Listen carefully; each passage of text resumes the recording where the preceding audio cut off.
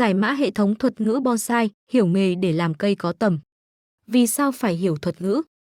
Nếu anh em là người mới bước vào thế giới bonsai, chắc chắn đã từng nghe những từ như xá lợi, thần chi, chi hy sinh, thu thân, văn nhân, phụ thạch, bấm ngọn, cắt lá, huyền nhai. Nghe rất nghề, nhưng nếu không hiểu bản chất, chúng ta chỉ đang làm theo kỹ thuật một cách máy móc. Bonsai không chỉ là cắt, uốn, trồng chậu.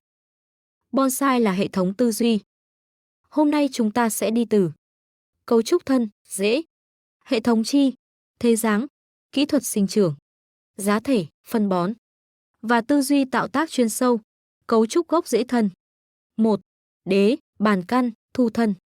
Bàn căn, bộ rễ phát triển phẳng, ôm sát mặt đất, liên sẹo thành mầm đế. Đây là nền tảng tạo cảm giác cổ thụ. Đế đẹp quyết định 50% giá trị cây. Thượng căn, rễ nổi sai vị trí cần loại bỏ khi sang chậu.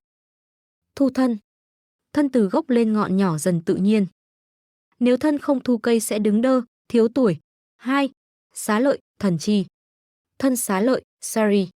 Phần thân chết khô, lộ gỗ trắng. Tạo cảm giác phong xương, cổ kính. Thần chi, zin. Cành khô trắng tạo điểm nhấn thời gian. Lưu ý, làm xá lợi không đúng cây giả cổ, phản cảm. Hệ thống chi. 1. Chi cấp 1, phiêu chi, hậu chi. Chi cấp 1, cành nền, phải to khỏe nhất. Phiêu chi, thường ở 1/3 thân, quyết định hướng chuyển động. Hậu chi, tạo chiều sâu không gian. Cây đẹp là cây có không gian 3 chiều. 2. Cành lỗi, cành vống, chi hy sinh. Chi phạm, cành phá thế phải loại bỏ. Cành vống, phát triển quá nhanh cần giật chi. Chi hy sinh, giữ lại để nuôi thân to, sau đó cắt bỏ. Đây là kỹ thuật người mới ít hiểu nhưng cực kỳ quan trọng. Thế dáng căn bản nâng cao. 1. Trực, xiên, khúc. Trực thân, thẳng đứng, uy nghi. Xiên thân, nghiêng nhưng cân bằng. Khúc thân, uốn mềm nhỏ hơn 90 độ. 2. Huyền nhai, lâm thủy, văn nhân. Huyền nhai, thác đổ. Thân đổ xuống dưới đáy chậu, biểu hiện sinh tồn nơi vách đá. Lâm thủy, nghiêng như cây mọc bên sông. Văn nhân, thân cao mảnh, ít chi, thanh thoát. Dáng cây của triết lý, không phải của kỹ thuật. 3. Song thân, tam thân, đa thân. Song thân, một lớn, một nhỏ.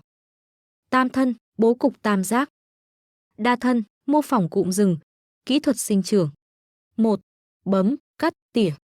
Bấm ngọn, cắt mầm, vặt mầm, cắt lá. Mục tiêu, rút ngắn đốt, tăng chi răm, thu nhỏ lá. 2. Nuôi thả và ức chế. Nuôi thả cành, cho phát triển tự do. Ức chế sinh trưởng, cắt vống để thu đốt. Bonsai là nghệ thuật điều khiển năng lượng cây. 3. Nhân giống. Chiết cành. Thực sinh. Sơn thác, cây khai thác tự nhiên. Phân bón giá thể. Phân nước, tác dụng nhanh. Ngọc phì, phân viên hữu cơ tan chậm. Bón thúc. Đất chai cứng, bí rễ, thiếu oxy. Cây khỏe mới nói đến tạo hình. Triết lý. Bonsai không phải là uốn cây thành hình đẹp, mà là hiểu cấu trúc, hiểu sinh trưởng, hiểu không gian, hiểu thời gian. Người mới học kỹ thuật, người chơi lâu năm học tiết chế, người đạt trình độ cao học cách bỏ bớt, cảm nhận thiên nhiên qua từng thân cây, chiêm nghiệm cuộc sống qua từng tác phẩm bonsai. Tôi là Dĩ Mộc Quan Phong.